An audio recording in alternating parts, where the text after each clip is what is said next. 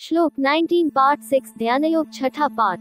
यथा दीपो निवातस्थो नेन्ति सोपमा स्मृता योगिनो यच्चित्तस्य युञ्जतो योगमात्मना। जिस प्रकार वायु रहित स्थान में स्थित दीपक चलायमान नहीं होता, वैसी ही उपमा परमात्मा के ध्यान में लगे हुए योगी के जीते हुए चित्त की कही गई है।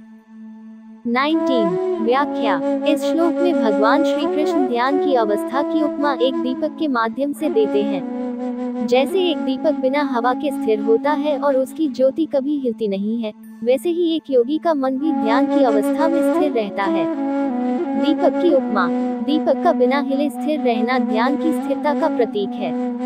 जब एक दीपक शांत और स्थिर वातावरण में जलता है, उसकी लौ हिलती नहीं है। इसी प्रकार जब एक योगी अपने मन को संयमित और स्थिर बनाता है, तो उसका ध्यान भी स्थिर और अडिग रहता है।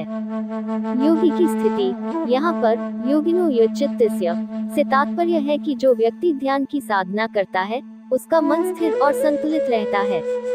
ऐसे योगी की मनन स्थिति ध्यान के समय में एक दीपक के समान स्थिर हो जाती है।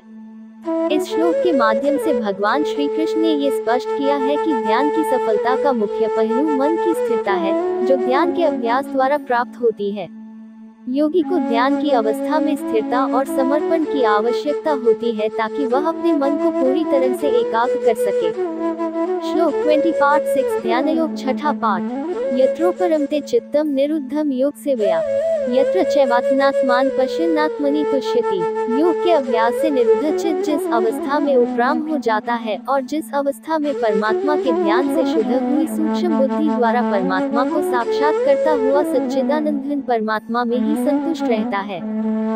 20 व्याख्या। श्लोक 20 जहाँ चित्त पूरी तरह से स्थिर और नियंत्रित होता है और व्यक्ति अपनी आत्मा को आत्मा में देखता है और आत्मसंतोष प्राप्त करता है। यहाँ पर ध्यान और योग की सेवा द्वारा मन और आत्मा के एकत्व का अनुभव होता है। व्याख्या। इस श्लोक में बताया गया है कि जब मन पूरी तरह से शांत और नियंत्रित होता है और व्यक्ति अपने अंदर की गहराइयों में जाकर आत्मा को देखता है, तो उसे आत्मा में शांति और संतोष प्राप्त होता है। ये स्थिति तब प्राप्त होती है जब ध्यान और योग की साधना से मन को स्थिर किया जाता है।